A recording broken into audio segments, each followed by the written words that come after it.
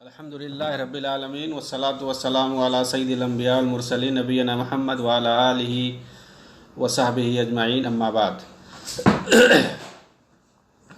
मोहतरम सामईन किराम, अहबाब गिरामी, आज मैं आपके सामने एक बर्निंग टॉपिक लेकर के आया हूँ। कई अहबाब ने मुझसे पर्सनल पे इसके बारे में पूछा और बहुत ही ये आलमी पैमाने पर और जिसका ताल्लुक़ बिलखुसूस मशरिक़ वस्ता से है, खलीजी ममालिक से है, आलमी इस्लाम से है, तो मैंने चाहा कि उसके बारे में आज वजाहत कर दूं और ये बात जितने हमारे अहबाब हैं उन तक पहुँचे, ताकि अगर ऐसी कोई बात आए तो आदाए इस्लाम और इख्वानियों के धोखे में ना पड़े, बल्कि उसकी हकीकत को समझ ले। मसला क्या है, अमेरिका में जो अभी इंतखाब आने वाले हैं, सदारती इंतखाब, उसमें ट्रंप का ये दूसरा टर्म होगा। अगर जीत गया तो उसका दूसरा टर्म होगा और उसके मुकाबले में डेमोक्रेट से जो बाइडन करके एक है नाम, वो आ रहा है सामने लड़ने के लिए। इस वक्त जो बाइडन है उसके लिए राह हमवार किया जा रहा है, प्रचार किया जा रहा है, बिल्कुल उसी तरह से जैसे ओबामा के ताल्लुक से जब वो आया था, जॉर्ज डब्ल्यू बुश के बाद जब वो मैदान में आया था तो उसके लिए खूब प्रचार किया गया बुश के खिलाफ। अरे भाई, बुश के खिलाफ प्रचार करने की क्या ज़रूरत है? उसका तो 2 टर्म पूरा हो गया था, उसको तो जाना ही था। ओबामा के लिए उतना ज़्यादा मेहनत क्यों की जा रही थी? उसका नाम नसब और हुलिया और उसका पूरा जो है ख़ानदान मुसलमान से जोड़ा जा रहा था, बराक हुसैन ओबामा, और ऐसा लग रहा था कि वो मुसलमानों के हक़ में आ करके सब कुछ कर डालेगा। इख्वानियों ने उसके लिए खूब प्रचार किया, उसके लिए दुआएं की और उसका शुक्रिया अदा किया। ये सारी चीज़ें आपको मिल जाएंगी नहीं। उसके साथ वज़ीर ख़ारजा जो हिलेरी क्लिंटन थी, उसको इन लोगों ने बहुत उभारा और लीबिया में उसका इस्तकबाल नारे तकबीर से इन लोगों ने किया। ऐसा लग रहा है वो कोई गाजी और फातेह बन करके आई है इख्वानियों ने। हालांकि मालूम है उन लोगों ने आलम इस्लाम के साथ क्या किया, कितना बदतरीन दौरे हाजिर में कितना बदतरीन सलूक किया है। ओबामा ने और हिलेरी क्लिंटन ने जो काम बुश ने नहीं किया था, उससे कहीं बड़े पैमाने पर तबाही इन दोनों के ज़माने में, जो 2 टर्म रहा 8 साल के अंदर, 8 साल में जो तबाही इनके ज़माने में आई है आलम इस्लाम बिलखुसूस मशरिक़ वस्ता पर, अरब ममालिक पर, उतनी तबाही जॉर्ज बुश डब्ल्यू के ज़माने में नहीं आया। आखिर इस वक्त इनका मकसद क्या है? ट्रंप को क्यों ये हटाना चाहते हैं? ट्रंप के ख़िलाफ़ मुख्तलिफ़ किस्म के इल्ज़ामात लगा रहे हैं।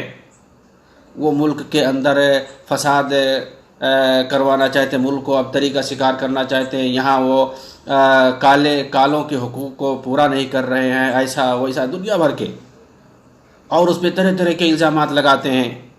लेकिन जो बाइडन को एक बहुत बड़ा मुजाहिद बना के पेश कर रहे हैं। हद तो ये है कि इसके लिए जजीरा चैनल पर, जो यहूदियों का चैनल है, पूरी तफसील मैंने कई किस्तों में इसके बारे में बताया है, उसके अंदर बाकायदा आता है जिसको लाखों लोग देखते हैं। जुमा की नमाज में उसके लिए दुआओं की अपील की जाती है।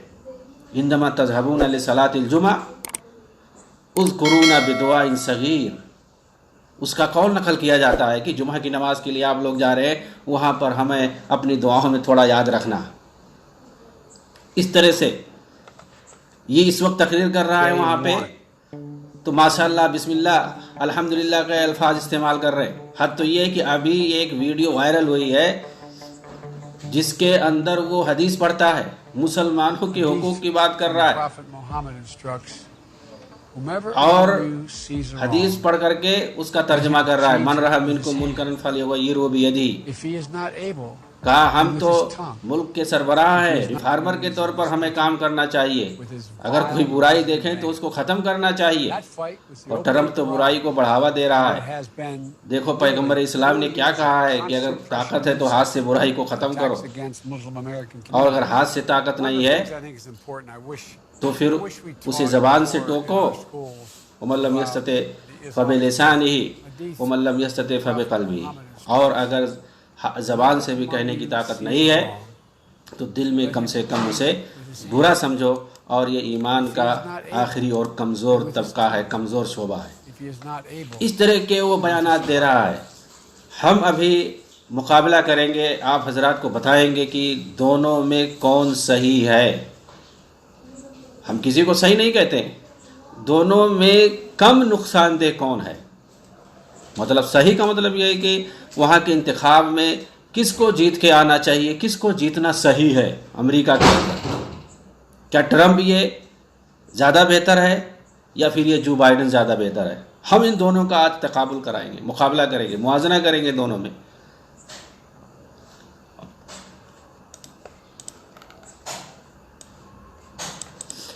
ट्रंप ने बुश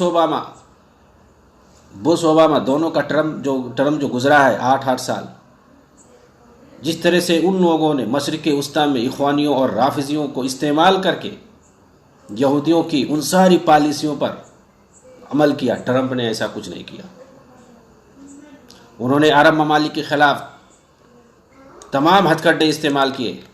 इसीलिए इस बार हर मुमकिन तरीके से ट्रंप को हटाकर ओबामा इंतज़ामिया में मशरिक़ उस्ता के ख़िलाफ़ काम करने वाले और इराक़ पर हमला करने के लिए बुश को उभारने वाले जो बाइडेन को जिताना चाहते हैं, ताकि सहयोनी एजेंडे में जो कमी रह गई है और उनका जो असल महवर और उनका जो असल हदफ है सऊदी की तबाही, उसको ताकि पूरा किया जा सके। तो वो समझते थे कि तीसरे टर्म में वो पूरा हो जाएगा, लेकिन इसने आकर के वो सब नहीं काम किया।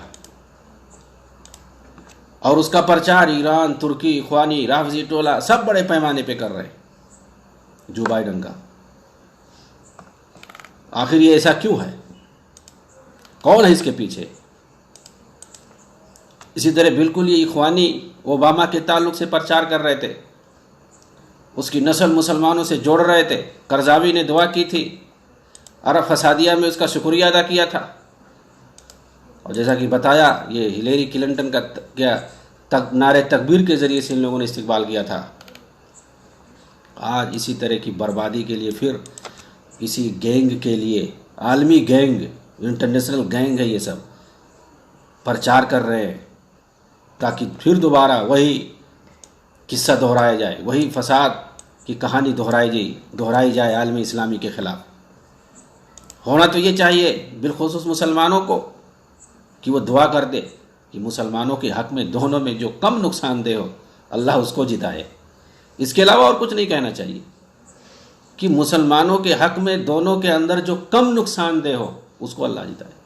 ये इस्लामी उसूल है, कायदा है। अहवनुल बलियतैन कहते हैं कि आदमी को अगर ऐसी जगह पड़ जाए या ऐसी सूरत पेश आ जाए कि दो तरह की परेशानी हो, दो मुसीबत हो, एक आगे एक पीछे, उनमें ऐसी सूरत में उसको कबूल करना ज़रूरी है। किसी न किसी को एक में वाक़ होना उसके लिए ज़रूरी है।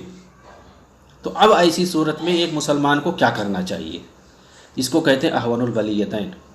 तो उसूल ये है कि ऐसी सूरत में दोनों में देखना चाहिए, दोनों मुसीबतों में मुआजना करना चाहिए कि इसमें कौन हल्की है। जो हल्की हो उसी को इख्तियार कर लेना चाहिए। और मैं बताऊं, इमाम इब्न तैमिया रहमतुल्लाह अलैह, उनके पास फतवा पूछा गया। फतवा क्या आया, कुछ लोग आए उनके पास और कहा कि चंद नौजवान हैं, वो लोग शराब पी के हर वक्त मस्त रहते हैं, उन्हें किसी चीज़ की फ़िक्र नहीं है, उनके साथ क्या सलूक किया जाए। आपने पूछा उनसे कि ये बताओ, अगर वो शराब जब नहीं पीते उसके बाद क्या करते हैं, शराब से वो जब निकलते हैं और अगर वो शराब ना पिए तो फिर क्या करेंगे। तो उन लोगों ने कहा अगर वो शराब में धुत ना रहें तो फिर वो और जो है बड़ी बड़ी हरकतें करेंगे, वो लूट मार करेंगे, फसाद करेंगे, जिनाकारी करेंगे, इस तरह की बात उन लोगों ने बताई। तो फिर इमाम इब्न तैमिया ने कहा उनको शराब पीने दो, उनके पीछे मत पड़ो। क्यों? ऐसा आपने जवाब दिया। एक तरफ मुताद्दी है, जो दूसरी उन लोगों ने खराबियाँ और खामियाँ बताई, बुराइयाँ बताई, वो सब मुताद्दी है। उसकी ज़ात के लिए भी नुकसान और कौम और मिल्लत के लिए भी नुकसान, दूसरों के लिए भी नुकसान का सवाल, लूट मार फसाद जिना, ये सब इसमें दो तरफा नुकसान है, दो तरफा तबाही है, फसाद है। लेकिन शराब के अंदर सिर्फ ये उसकी ज़ात तक मुनासिर है, दोनों में से एक करना है। तो उन्होंने कहा उसकी ज़ात तक जो मुनासिर है वहीं पर उसको रहने दो। तो ये सलफ़ से हमें उसूल और कायदा सीखना चाहिए, इस्लामी उसूलों पर हमें कारबंद होना चाहिए। हर जगह हर शोबे में इस्लाम ने हमें सब कुछ सिखाया है, चाहे वो मुसलमानों के ताल्लुक़ से हो, काफिरों के ताल्लुक़ से हो, शरीयत दीन के ताल्लुक़ से हो, दुनिया के ताल्लुक़ से हो, तमाम मामलात में दीन ने हमें, इस्लाम ने हमें रहनुमाई की है।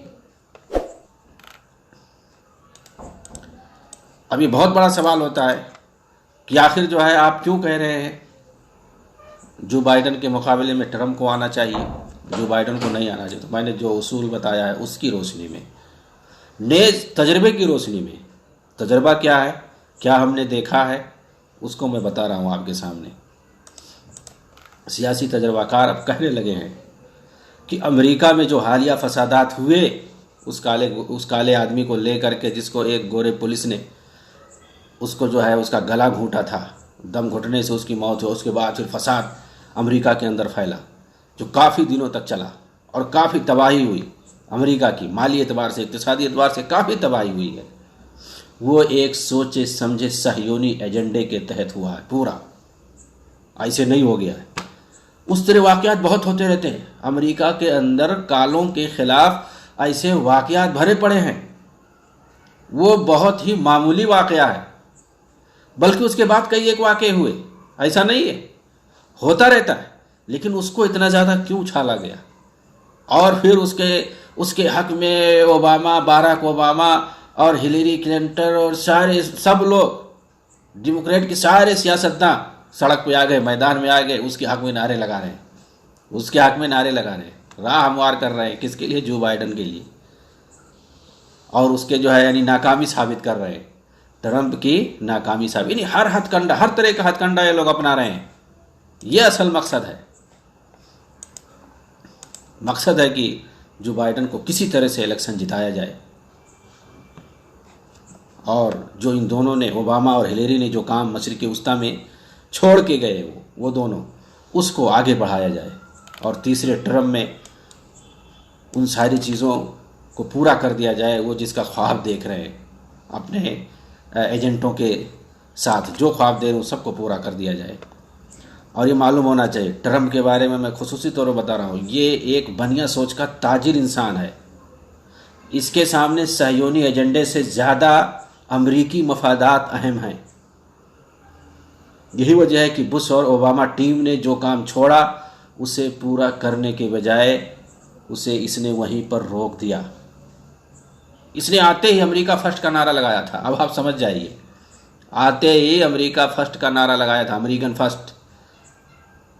उसे अमरीकी मफादात ज़्यादा अहम हैं, लेकिन सहयोनियों को अमरीकी मफादात भी अहम नहीं। उनको आलम इस्लाम देखना है कि वो कहाँ जा रहा है, उसको कैसे कमज़ोर किया जाए, मुसलमानों को कैसे दबाया जाए, और अमेरिका को जो उसका गद्दा के तौर पर हमेशा इस्तेमाल करता रहा उसको कैसे इस्तेमाल किया जाए, इनको ये फिक्र है। लेकिन इसने जो आकर के धोखा दे दिया इन लोगों को जीत करके, और इसने अमेरिकन फर्स्ट का नारा लगाया और इसने बता दिया कि अमरीकी मफाद हमारे लिए सबसे अहम है। हम अमेरिका के अंदर पहले देखेंगे, फिर दूसरी दुनिया में हम जाएंगे।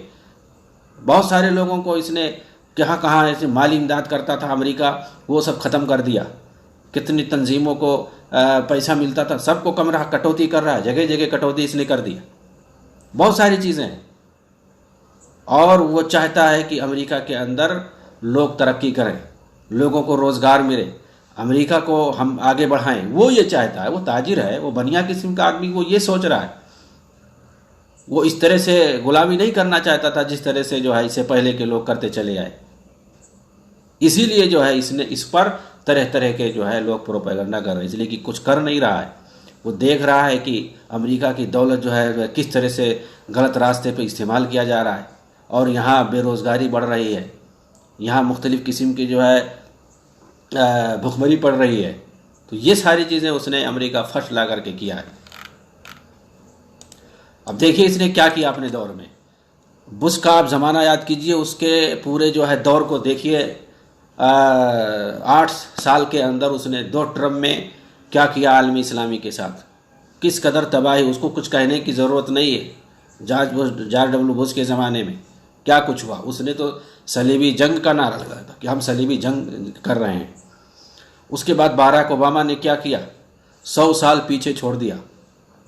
लाखों लोग, करोड़ों लोग जो है मुसलमान अरब के अंदर सब मुहाजिर हो गए, कोई बेरोज़गार हो गए, किसी के पास कोई लोगों के जो है इमदाद पर जी रहे हैं। ये सब क्या है? जो खुद मुख्तार ममालिक थे, जो दूसरों की इमदाद करते थे, हर पैमाने पे इमदाद करते थे, फ्री में तो पूरी दुनिया से लोगों को बुला करके तालीम देते थे। मैं लीबिया की बात कर रहा हूँ, चाहे सीरिया को देख लो, इराक़ को देख लो। तेल एक्सपोर्ट करने में दुनिया में दूसरे नंबर पर था इराक़, उसके यहाँ किसी चीज़ की कमी नहीं थी। तो 50-100 साल पीछे इन लोगों को कर दिया है इन लोगों ने। लेकिन इसने क्या किया, ये सब बुश का ज़माना एक तरफ देख लीजिए, ओबामा का ज़माना 2 टर्म जो है उसका 8 साल का देख लीजिए, पढ़ लीजिए पूरा कि इन लोगों के ज़माने में आलमी इस्लाम के ख़िलाफ़ कितनी तबाही हुई। जब ये लोग थे तो मुस्लिम दुनिया ही में कहाँ कहाँ धमाके होते थे। वो दहशतगर्दों ने वहाँ धमाका किया, वहाँ धमाका किया, और दाइश का धमाका हुआ, वहाँ जो है फला तंजीम ने किया है, वहाँ बोको हराम ने किया है, वहाँ पता नहीं किसने किया है। मुस्लिम ममालिक के अंदर, खलीजी ममालिक के अंदर, सऊदिया के अंदर, इसी तरह से यूरोप और अमेरिका ममालिक के अंदर धमाके करते थे ये लोग, और फिर उसके बाद मुसलमान बदनाम होते थे ये। लेकिन इसके दौर में क्या हुआ वो मैं दिखा रहा हूँ। आलमी इस्लाम की जो तबाही हुई है इससे पहले, इसके ज़माने में क्या हुई ये हमें दिखाना है। देखिए, इराक़ से इसने अपनी फ़ौज निकाला, बहुत ही महदूद पैमाने पर वहाँ पर छोड़ा है। अफ़गानिस्तान से उसने फ़ौज निकाला, तालिबान से उसने अमन मुआहदा किया, शाम से इसने अपनी फ़ौज निकाल लिया, यमन के मामले में बिल्कुल ला ताल्लुक़ रहा, लीबिया में भी अब तक ला ताल्लुक़ बना हुआ है। और सुनिए, लाखों सुन्नी मुसलमानों अफ़गानिस्तान से लेकर के यमन, इराक़ और सीरिया, हत्ता कि लुबनान, इन 3-4 ममालिक में लाखों मुसलमानों का कत्ल किया है। जो सुलेमानी, कासिम सुलेमानी, उसको उड़ा दिया, आग के हवाले कर दिया। उसके साथ एक और चेला जो अबुल मुहंदिस, क्या उसका नाम था, खबीस, इनको उड़ा दिया। उसके अलावा बगदादी, जो तमाम दाइश का जो दहशतगर्द बना हुआ था, सब चेला था। क्या नाम है सबका, सारे जितने दहशतगर्द जमाते हैं सबका अब्बू था, ये खलीफा था, इसको भी उड़ा दिया, जिसकी वजह से मुसलमानों की बदनामी होती थी। ये कोई कम बात है। आगे देखिए, ईरान के एटमी मुआहदे को तोड़ के ख़त्म कर दिया। कौन ख़त्म किया? इसने ख़त्म किया। और किसने बनाया था वो मुआहदा? किसने करवाया था? ओबामा ने करवाया था। दीगर यूरोपियन ममालिक के साथ जर्मनी, फ्रांस, जो कि ख़ास है इसके दोस्त हैं ईरान के, उनके साथ है ओबामा ने मिल करके, साथ में रख करके उसको जो है एटमी मुआहदा कर रखा था कि तुम अफजूदगी कर सकते हो, एटमी अपना जो है अफजूदगी कर सकते हो, उसके ज़रिए से उसको पुरअमन तरीके से इस्तेमाल कर सकते हो। हाँ, ईरान पुरअमन तरीके से इस्तेमाल कर। कौन मुआहदा किया था? ओबामा ने किया था। इसने आकर के सब ख़त्म कर दिया। उल्टा इसने ईरान पर माशी पाबंदी लगवाई, पूरा माशी पाबंदी लगा दी। ईरानी तेल खरीदने पर आलमी पैमाने पर पाबंदी लगा दी। पासदारान इनकलाब, जो खुमैनी की बनाई हुई दहशतगर्द जमात है, जो पूरे अरब ममालिक में दहशत फैलाई हुई है, पूरा जो है खलीज के अंदर, खलीज अरब के अंदर जो दहशत फैला के रखते हैं, उसके ऊपर जो है पाबंदी लगाई, उनके बड़े बड़े सरगनों पर, और उसे दहशतगर्द की लिस्ट में दाखिल कर दिया। राफजी हिजबुल्लाह को दहशतगर्दों की लिस्ट में दाखिल किया, इख्वानी हमास को दहशतगर्दों की लिस्ट में इसने शामिल किया।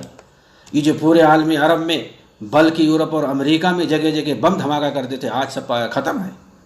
कोई कहीं हिम्मत नहीं है। इस सपोर्ट साला ख़त्म जो सप्लाई करते थे जो मुल्क, उनके ऊपर भी बाकायदा पाबंदी लग गई है कतर जैसे लोगों पर। इसीलिए सब बिलबिला रहे हैं, उनको कुछ मिल नहीं रहा है। ईरान उधर जो है मासी एतबार से जूझ रहा है, जहाँ से इनको माली सपोर्ट मिलता था मुल्की पैमाने पर, वो सब लोग भी परेशान हो गए। इसलिए कहीं कोई धमाका नहीं हो रहा है, यही इनको परेशानी है। सऊदी के खिलाफ लाख भड़काने और कांग्रेस हाउस से कई बिल पास करने के बावजूद इसने कोई एक्शन नहीं लिया, न कोई अदना सा बयान दिया सऊदी के खिलाफ। ये 2018 में खाशगी के मामले को लेकर के कितना इसको सऊदी को घेरने की कोशिश की, सऊदी खामोश रहा, कुछ नहीं बोलता। क्या इसको हिम्मत हुई कुछ कहने की? बल्कि अगर इसने आया भी तो सऊदी के हक में बयान दिया बाकायदा कि तुम लोग हमें सऊदी के ख़िलाफ़ बोलने की बात कर रहे हो, सऊदी के ख़िलाफ़ पाबंदी लगाने की बात कर रहे हो।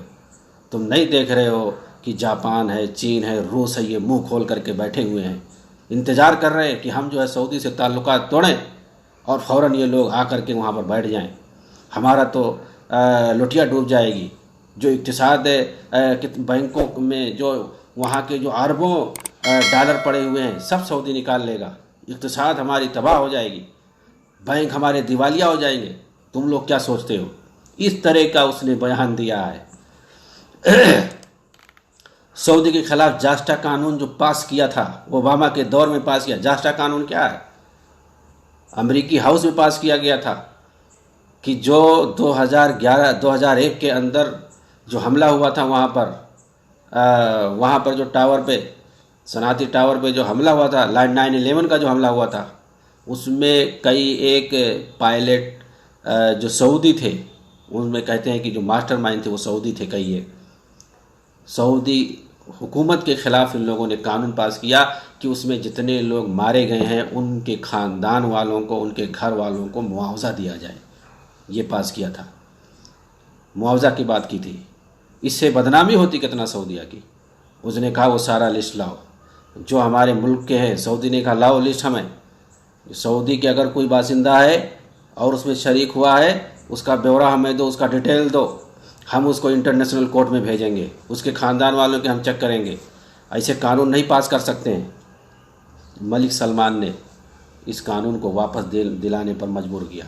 ये ठंडे बस्ते में चला गया और साथ ही सऊदी ने कहा कि हम इक़्तिसादी ताल्लुकात तुमसे ख़त्म कर लेंगे, हमारे जितने पैसे तुम्हारे बैंकों में हैं सब निकाल लेंगे।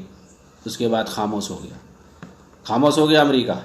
सऊदी ने अमेरिका के अंदर 2017 की बात कर रहा हूँ, बैनुल मज़ाहिब कॉन्फ्रेंस करा करके यूरोप अमेरिका के अंदर जो इस्लामोफोबिया फैला हुआ था उसको ख़त्म किया। जबकि पहले आए दिन बम धमाके होते रहते थे और उसकी वजह से मासूम मुसलमान पकड़े जाते थे, उन्हें बदनाम किया जाता था, वो मशकूक होते थे।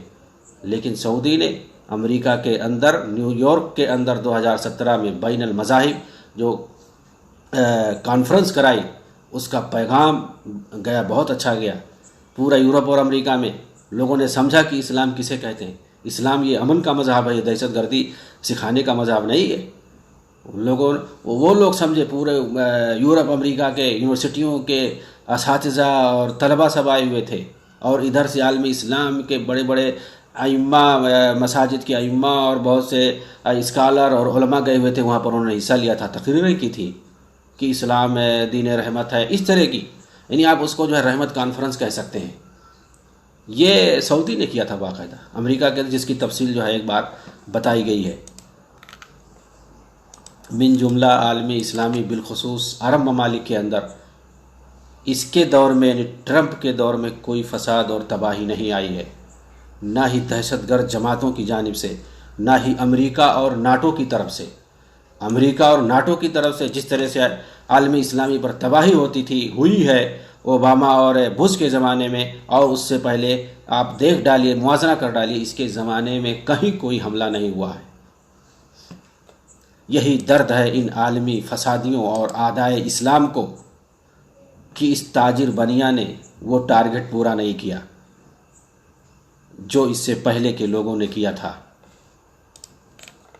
लेकिन आइए देखते हैं, तारुफ कराते हैं जो बाइडन कौन है, जिसको ये लोग गाजी मुजाहिद बता रहे हैं, मुसलमानों का हमदर्द बता रहे हैं। वो जो है अपनी तकरीर उस वक्त बिस्मिल्लाह से शुरू करता है और बीच में माशाअल्लाह अल्हम्दुलिल्लाह बोलता है, हदीसें भी पढ़ता है, आयतें भी पढ़ रहा है। चूँकि अमेरिका में मुसलमानों की जालियात, मुसलमानों की कॉलोनियाँ बहुत हैं वहाँ पे, और मुसलमान जिसकी तायद करते हैं तो अच्छा खासा वोट मिल जाता है उससे। तो एक मुसलमान वहाँ भी एक वोट बैंक की हैसियत रखते हैं, तो उनको लुभाने के लिए ये सब किया जा रहा है। ये मुजाहिद और गाजी कौन है, इख्वानियों का ये मुजाहिद और गाजी कौन है जो बाइडन, इसका भी तारुफ करा देते हैं। डेमोक्रेट में होने के बाद 2003 में इराक़ पर हमला के हक़ में इसने वोट दिया था। जो वोटिंग पड़ी थी इराक़ पर हमला करने के लिए 2003 में, ये सबसे पहले इसने वोट दिया था इराक़ पर हमला करने के लिए। और इराक़ को उस वक्त बदनाम करने वालों में इसने बहुत बड़ा किरदार अदा किया था जो बाइडन ने। उस वक्त अखबार में छपा था, जो Biden did not just vote for the Iraq invasion, he help lead to the march to war. Iraq में जा कर के इसने हमले की क़ियादत की थी बाकायदा। बुश ने जो हमला किया था उसके साथ इसने भी जा कर के क़ियादत की थी वहाँ पर अमेरिका में हमले के वक्त, ये वहाँ इराक़ में था। जो बाइडन पहला अमेरिकी सियासतदान है जिसने कांग्रेस हाउस में मजहब की बुनियाद पर इराक़ को तकसीम करने का प्लान बनाया था कि ये शियों की यहाँ हुकूमत कर दो, इधर सुन्नियों की हुकूमत कर दो, उधर कुर्दों की हुकूमत कर दो। 3 हिस्सों में उसे तकसीम करने का प्लान इसने पेश किया था कि इराक़ को 3 हिस्सों में तकसीम कर दिया जाए। ओबामा के इस टीम में ये भी शामिल था जिसने ईरान के साथ एटमी मुआहदा करने पर मजबूर किया था अमेरिका को, ये भी था उस टीम के अंदर। जो बाइडन भी शामिल था। ओबामा के दौर में नूरी मालिकी जैसे ईरानी एजेंट को लाने वाला यही जो बाइडन था। वो नूरी मालिकी जिसने साफ साफ कहा था कि हिजाज तक कब्ज़ा करना हमारा असल हदफ और मकसद है। और उसने अपने दौरे सदारत में राफजी हसद शाबी के साथ इराक़ में जो तबाही मचाई थी, वो तबाही 2003 के वक्त भी नहीं मचाई गई। इसने जो हसद शाबी के नाम से वहाँ पर एक रज़ाकाराना फ़ौज बनाई, उसमें सारे शियों को, ईरानी एजेंटों को भर दिया। आज वो फ़ौज, वो रज़ाकाराना फ़ौज जो इराक़ी असल फ़ौज है, उससे कहीं ज़्यादा भारी है। सुन्नी मुसलमानों को जितना कत्ल खोरेज़ी मचाई है सुन्नी मुसलमानों के दरमियान हसद शाबी ने, जितना उनको मारा है, उनको बेघर किया है, उनके घरों को गिराया, उनकी मस्जिदों को गिराया है, और जितना वहाँ सुन्नी मुसलमानों को शहर के शहर इन लोगों ने तबाह किया है, उतना 2003 में अमेरिकी फ़ौज ने तबाही नहीं मचाई थी जितना इसने किया है। और इसको बनाने वाला वही नूरी मालिकी है। ये वही नूरी मालिकी है, ईरानी एजेंट, जिसको सदर बनाने के लिए इसने पेश किया था खुत्ता कि इसको बनाया जाए नूरी मालिकी को। यही जो बाइडन है जो कासिम सुलेमानी के कत्ल करने के ख़िलाफ़ था और उसका नाम मोस्ट वांटेड से निकालने की कोशिश में था। ये जो बाइडन सहयोनी एजेंडे की तकमील के लिए उस वक्त ट्रम्प से ज़्यादा अहम जो बाइडन है। इसीलिए किसी भी तरह उसे हुकूमत में लाना सहयोनियत के लिए, यहूदियों के लिए वक्त की ज़रूरत है। और यही वजह है कि मीडिया में इस वक्त ट्रम्प के ख़िलाफ़ प्रोपेगेंडा करने में पूरी सहयोनी लाबी, यहूदी लाबी, इख्वानी और राफिज़ी लाबी अपने तमाम चेलों, चपाटों और ग़ुलामों के साथ लगी हुई है। अल्लाह ताला उम्मत मुस्लिमा को हर तबाही और दुश्मनों की तमाम साजिशों और मक्कारियों से बचाए। आमीन व आखिर दावाना अल्हम्दुलिल्लाहि रब्बिल आलमीन। वस्सलामु अलैकुम व रहमतुल्लाहि व बरकातुहू।